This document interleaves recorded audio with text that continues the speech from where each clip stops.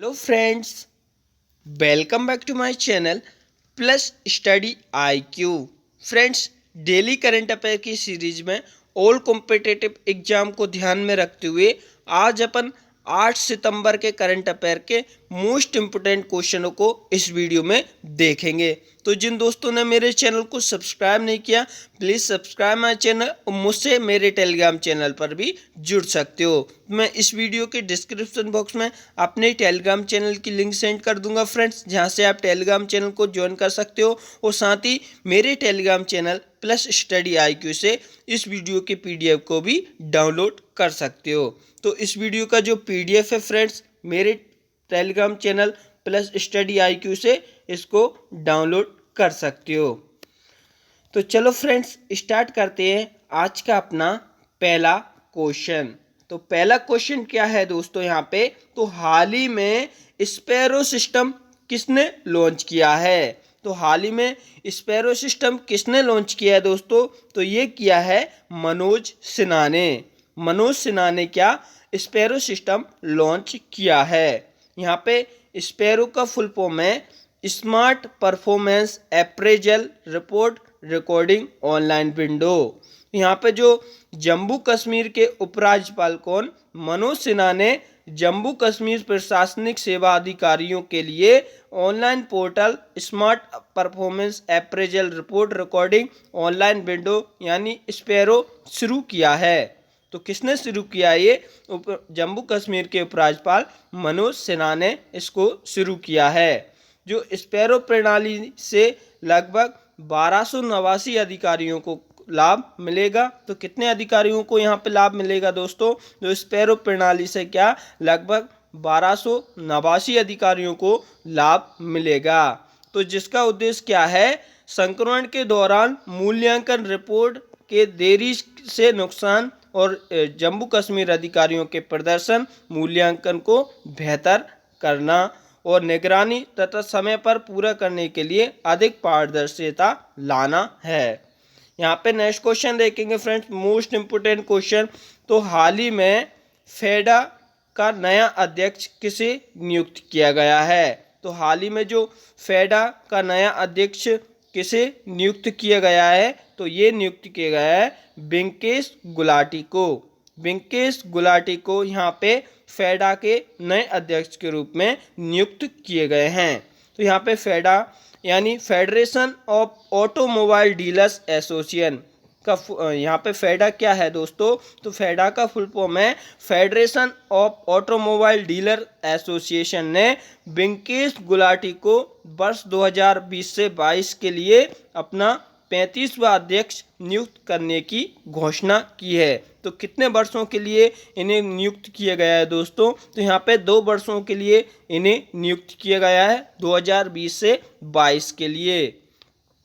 तो वे फेडा के जो वर्तमान अध्यक्ष आशीष हंसराज काले का स्थान लेंगे। तो फेडा के जो वर्तमान अध्यक्ष आशीष हंसराज काले का ये स्थान लेंगे। तो फेडा के अभी कौन अध्यक्ष थे, तो आशीष हंसराज काले थे।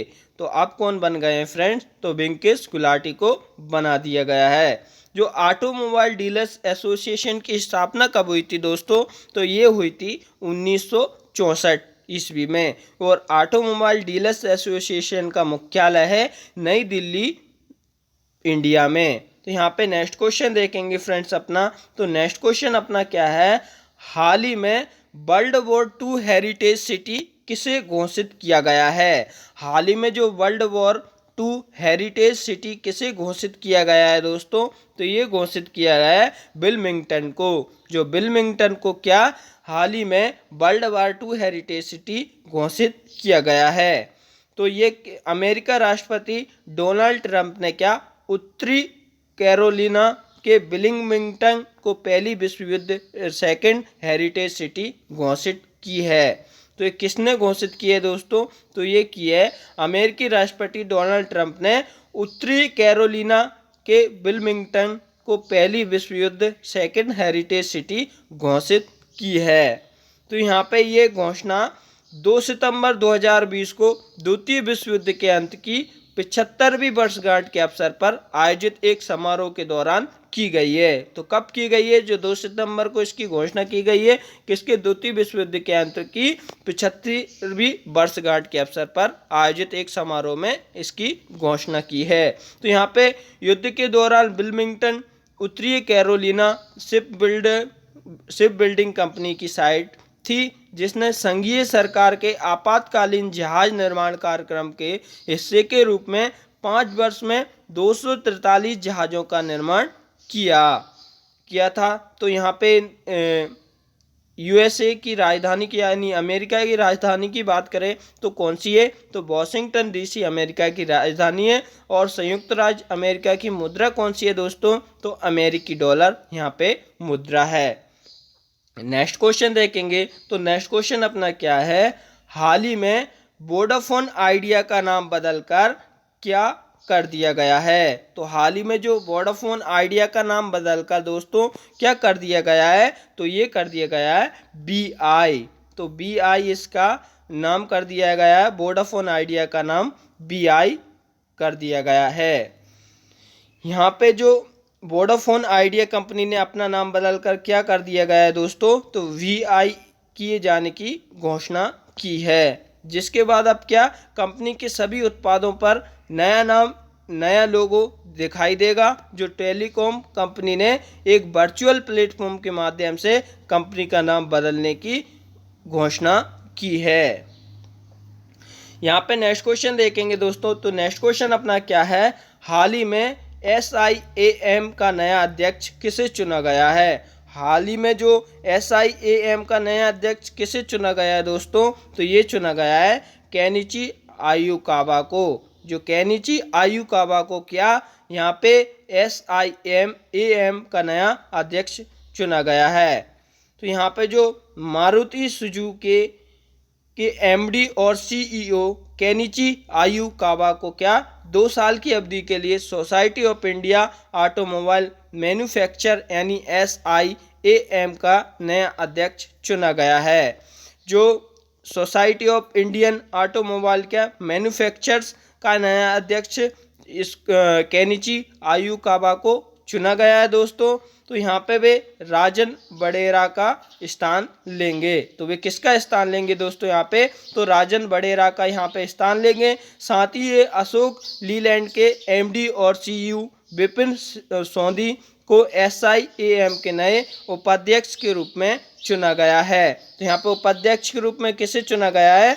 जो अशोक लीलैंड के MD और CEO विपिन सोंधी को SIAM के नए उपाध्यक्ष के रूप में चुना गया है दोस्तों। तो यहाँ पे SIAM भारतीय मोटर वाहन उद्योग का सर्वोच्च निकाय है। यहाँ पे society of India automobile manufacturing की स्थापना कब हुई थी दोस्तों? तो ये हुई थी जुलाई 2012 में। जो society of Indian automobile manufacturers का मुख्यालय कहाँ पे है? तो नई दिल्ली में इसका मुख्यालय है। यहाँ पे नेक्स्ट क्वेश्चन देखेंगे। तो नेक्स्ट क्वेश्चन क्या है अपना? हाल ही में N95 मास्क को कीटाणु रहित करने के लिए चाकर डीकॉप डिवाइस किसने लॉन्च किया है? जो हाल ही में N95 मास्क को कीटाणु रहित करने के लिए चाकर डीकॉप डिवाइस किसने लॉन्च किया है दोस्तों? तो ये लॉन्च किया है IIT दिल्ली ने। IIT दिल्ली ने क्या हाल ही में N95 मास्क कीटाणु रहित करने के लिए चाकर डीकॉप डिवाइस लॉन्च किया है। यहाँ पे जो IIT दिल्ली के इनक्यूबेटेड स्टार्टअप चक्र इनोवेशन ने N95 मास्क को कीटाणु रहित करने के लिए एक विशेष डिकंटेमिनेशन डिवाइस चाकर डीकॉप लॉन्च किया है। तो यहाँ पे जो चक्र डीकॉप डिवाइस को कैबिनेट के आकार का बनाया गया है। किसके आकार का बनाया गया है दोस्तों? यहाँ पे कैबिनेट के आकार का इसको बनाया गया है। और साथ ही क्या जो चक्र डीकॉप एक अभिनय संक्रमण रहित तंत्र के साथ तैयार किया गया है। जो N95 मास्कों के जो छिद्रों की सफाई के लिए ओजोन गैस की उच्च मात्रा का उपयोग करता है, जो इसकी जटिल परतों का पूर्ण परिशोधन सुनिश्चित करता है। यहाँ पे आईआईटी दिल्ली के निदेशक कौन है दोस्तों? तो बी राम गोपाल राव आईआईटी दिल्ली के निर्देशक हैं। यहाँ पे नेक्स्ट क्वेश्चन देखेंगे तो नेक्स्ट क्वेश्चन अपना है, एशिया और प्रशांत के 35वें FAO क्षेत्रीय सम्मेलन 2020 का आयोजन किसकी अध्यक्षता में किया गया है? तो एशिया और प्रशांत के 35वें FAO क्षेत्रीय सम्मेलन 2020 का आयोजन किसकी अध्यक्षता में किया गया है? तो ये किया गया है भूटान की अध्यक्षता में। जो भूटान देश की अध्यक्षता में क्या यहाँ पे हाल ही में एशिया और प्रशांत के 35वें FAO क्षेत्रीय सम्मेलन 2020 का आयोजन की अध्यक्षता में किया गया है। यहाँ पे FAO का फुल फॉर्म है दोस्तों फूड एंड एग्रीकल्चर ऑर्गेनाइजेशन। जो food and agriculture organisation FAO का फुल फॉर्म है और यानी खाद्य और कृषि संगठन। तो जो एशिया और प्रशांत के क्षेत्रीय सम्मेलन के 35वें सत्र को वैश्विक स्तर पर फैली कोविड-19 महामारी के चलते वर्चुअल आयोजित किया गया है और यह सम्मेलन मेजबानी भूटान की अध्यक्षता में आयोजित किया गया था। और इस सम्मेलन में क्या केंद्रीय कृषि और किसान कल्याण राज्य मंत्री परसोत्तम रुपाला ने भारत का प्रतिनिधित्व किया था। तो इस सम्मेलन में जो केंद्रीय कृषि और किसान कल्याण राज्य मंत्री परसोत्तम रुपाला ने क्या भारत का प्रतिनिधित्व किया था। तो यहाँ पे जो बांग्लादेश 2022 में एशिया और प्रशांत के लिए 36वें क्षेत्रीय सम्मेलन की मेजबानी करेगा। तो आने वाले 2022 में एशिया और प्रशांत के लिए 36वें क्षेत्रीय सम्मेलन की मेजबानी कौन करेगा दोस्तों? तो ये बांग्लादेश करेगा 2022 में और सम्मेलन हर 2 साल में एक बार आयोजित किया जाता है। तो यहाँ पे जो पहला क्षेत्रीय सम्मेलन 1953 में बेंगलोर भारत में आयोजित किया गया था। तो जो पहला क्षेत्रीय सम्मेलन 1953 में बेंगलोर भारत में आयोजित किया गया था दोस्तों। यहाँ पे खाद्य और कृषि संगठन मुख्यालय की बात करें तो ये रोम इटली में है। कहाँ पे है दोस्तों खाद्य और कृषि संगठन मुख्यालय? तो रोम इटली में है। और खाद्य और कृषि संगठन का प्रमुख कौन है? तो QU डोंग्यू यहाँ पे प्रमुख हैं।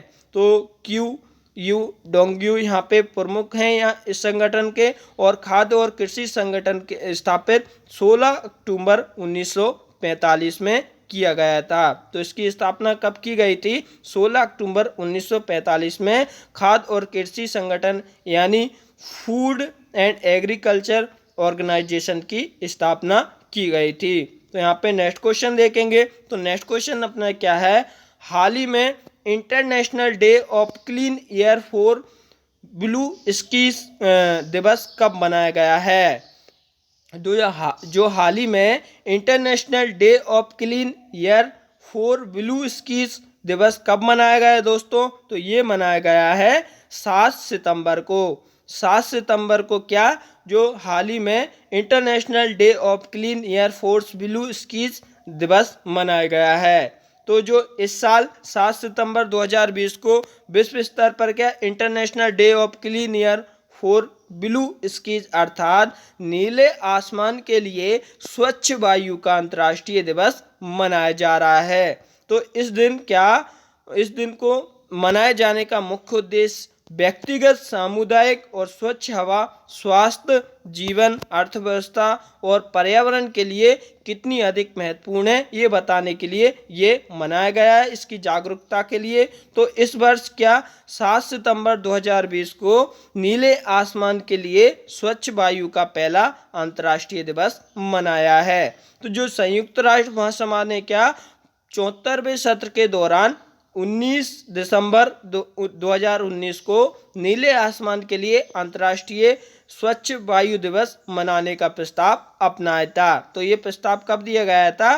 तो दिसंबर 2019 को इसका प्रस्ताव अपनाया गया था। और साथ ही जो WHO की बात करें तो WHO का मुख्यालय कहाँ पे है दोस्तों? तो जिनेवा स्विट्जरलैंड में इसका मुख्यालय WHO का। और WHO के मुख्य महानिदेशक हैं टेड्रोस एडहेनोम। जो टेड्रोस एडहेनोम क्या यहाँ पे महानिदेशक है WHO के। तो यहाँ पे नेक्स्ट क्वेश्चन देखेंगे फ्रेंड्स अपन। तो नेक्स्ट क्वेश्चन अपना क्या है, हाल ही में हाइपरसोनिक टेक्नोलॉजी हासिल करने वाला चौथा देश कौन सा बना है। तो हाल ही में हाइपरसोनिक टेक्नोलॉजी हासिल करने वाला दुनिया का चौथा देश कौन सा बन गया है दोस्तों। तो ये बन गया है इंडिया, यानी भारत हाइपरसोनिक मिसाइल क्लब में शामिल हुआ है। जो भारत ने क्या हाइपरसोनिक टेक्नोलॉजी डेमोन्स्ट्रेटर यानी HSTDV यानी देश में तैयार करने में कामयाबी हासिल की है। जो भारत ने क्या हाइपरसोनिक टेक्नोलॉजी डेमोन्स्ट्रेट यानी देश में तैयार करने में कामयाबी हासिल कर ली है, और साथ ही इसे किसने तैयार किया है, तो इसे DRDO ने तैयार किया है। जो DRDO ने क्या इसे तैयार किया है। ओडिशा के बालासोर स्थित APJ अब्दुल कलाम रेंज में सोमवार को इसका परीक्षण सफल रहा है। तो जो ओडिशा के जो बालासोर स्थित APJ अब्दुल कलाम रेंज में सोमवार को इसका परीक्षण सफल रहा है, और इसे स्क्रैम जेट यानी तेज रफ्तार इंजन की मदद से लॉन्च किया गया है। जो स्क्रैम जेट यानी तेज इंजन की मदद से इसे लॉन्च किया गया है, और भारत ये तकनीक हासिल करने वाला दुनिया का चौथा देश बन गया है। तो यहाँ दुनिया का चौथा देश भारत बन गया है इस टेक्नोलॉजी को हासिल करने के मामले में। तो इससे पहले अमेरिका और रूस और चीन भी ये तकनीक तैयार कर चुके हैं। तो इंडिया से पहले ये 3 देश और इस टेक्नोलॉजी को हासिल कर चुके हैं दोस्तों। तो कौन कौन से देश हैं, अमेरिका, रूस और चीन भी ये तकनीक तैयार कर चुके हैं। तो यहाँ पर नेक्स्ट क्वेश्चन देखेंगे दोस्तों अपन, मोस्ट इम्पोर्टेंट क्वेश्चन, हाल ही में फार्मूला 1 इटालियन ग्रैंड प्रिक्स 2020 किसने जीती है। हाल ही में फार्मूला 1 इटालियन ग्रैंड प्रिक्स 2020 किसने जीती है दोस्तों। तो ये जीती है पियरे गैस्ली ने। तो ये पियरे गैस्ली ने कौन सी रेस जीती है, पियरे गैस्ली ने फार्मूला 1 इटालियन ग्रैंड प्रिक्स 2020 जीती है। यहाँ पे पियरे गैस्ली कहाँ के हैं, स्क्वाड्रिया अल्फा टोरी फ्रांस के ने इन्होंने क्या इटली के ऑटोड्रोमो नाजियोनेल मोजा में आयोजित फार्मूला 1 इटालियन ग्रैंड प्रिक्स 2020 जीत ली है। तो कहाँ पे आयोजित की गई थी, जो इटली के क्या ऑटोड्रोमा नाजियोनेल मोजा में आयोजित की गई फार्मूला 1 इटालियन ग्रैंड प्रिक्स 2020 जीत ली है। तो यहाँ पे ये उनकी ये पहली ग्रैंड प्रिक्स जीत है। तो ये उनकी कौन सी जीत है दोस्तों, तो ये उनकी पहली ग्रैंड प्रिक्स जीत है। तो इस रेस में क्या कार्लोस सेंज जूनियर जो मैक्लारेन स्पेन के हैं दूसरे स्थान पर रहे, जबकि Lance Stroll racing point Canada तीसरे स्थान पर रहे। तो इस रेस में लुइस हैमिल्टन 10 सेकंड के स्टॉप ऑफ गो पेनल्टी के कारण 7वें स्थान को ही हासिल कर पाए। जो इस रेस में लुइस हैमिल्टन 10 सेकंड के स्टॉप और गो पेनल्टी के कारण कौन से स्थान पर रहे, 7वें स्थान को ही हासिल कर पाए दोस्तों। यहाँ पे नेक्स्ट क्वेश्चन देखेंगे। तो नेक्स्ट क्वेश्चन कौन सा है, हाल ही में दी हैप्पीनेस म्यूजियम किस देश में खोला जाएगा। तो हाल ही में दी हैप्पीनेस म्यूजियम किस देश में खोला जाएगा दोस्तों, तो ये खोला जाएगा डेनमार्क में। डेनमार्क में क्या दी हैप्पीनेस म्यूजियम खोला जाएगा। यहाँ पे जो दुनिया का एक ऐसा म्यूजियम जहाँ खुशियाँ हैप्पीनेस म्यूजियम का इतिहास दिखाया जाएगा। तो ये दुनिया का एक ऐसा म्यूजियम जहाँ का इतिहास दिखाया जाता है, हैप्पीनेस म्यूजियम का इतिहास दिखाया जाता है दोस्तों, जहाँ खुशियाँ पाने का नुस्खा भी सिखाया जाता है, और साथ ही जहाँ खुश रहने का राज बताया जाता है। और कोरोना काल में इस म्यूजियम को कोपेनहेगन में बनाया गया है। तो कहाँ पे बनाया गया है, जो कोपेनहेगन में इस म्यूजियम को बनाया गया है। हैप्पीनेस रिसर्च इंस्टीट्यूट ने इस म्यूजियम को बनाया है। तो किसने बनाया है दोस्तों, हैप्पीनेस रिसर्च इंस्टीट्यूट ने इस म्यूजियम को बनाया है, और इसे बनाने का विचार देने वाले Meik Wiking happiness research institute के CEO भी हैं। जो Meik Wiking happiness research institute के कौन है? सीईओ हैं, जो इसका विचार यानी प्रस्ताव रखा था। तो ये म्यूजियम खुशियों को संग्रह करके रखेगा और यह म्यूजियम 2585 वर्ग फीट यानी 240 वर्ग मीटर में फैला है और इसे 18वीं शताब्दी में बनी एक ऐतिहासिक इमारत के बेसमेंट में बनाया गया है। दोस्तों यहाँ पे नेक्स्ट क्वेश्चन देखेंगे अपना। तो नेक्स्ट क्वेश्चन अपना क्या है? हाल ही में किस देश के क्रिकेटर इयान बेल ने संन्यास की घोषणा की है? तो हाल ही में किस देश के क्रिकेटर इयान बेल ने संन्यास की घोषणा की है दोस्तों? तो ये की है इंग्लैंड के क्रिकेटर इयान बेल ने क्या यहाँ पे क्रिकेट से संन्यास की घोषणा कर दी है। तो इंग्लैंड के जो क्रिकेटर इयान बेल ने क्या 2020 के घरेलू सत्र के समाप्त होने के बाद क्रिकेट के सभी फॉर्मेट से संन्यास लेने की घोषणा कर दी है। यहाँ पे उन्होंने 2004 में डेब्यू किया था और उन्होंने इंग्लैंड के लिए 118 टेस्ट, 161 एक दिवसीय और 8 T20 मैच खेले हैं। उन्होंने टेस्ट क्रिकेट पर ध्यान देने के लिए 2015 में वनडे से संन्यास ले लिया था। तो यहाँ पे ये इस वीडियो का लास्ट क्वेश्चन था दोस्तों। तो thanks for watching, thank you so much, please like comment and subscribe my channel. Thank you so much.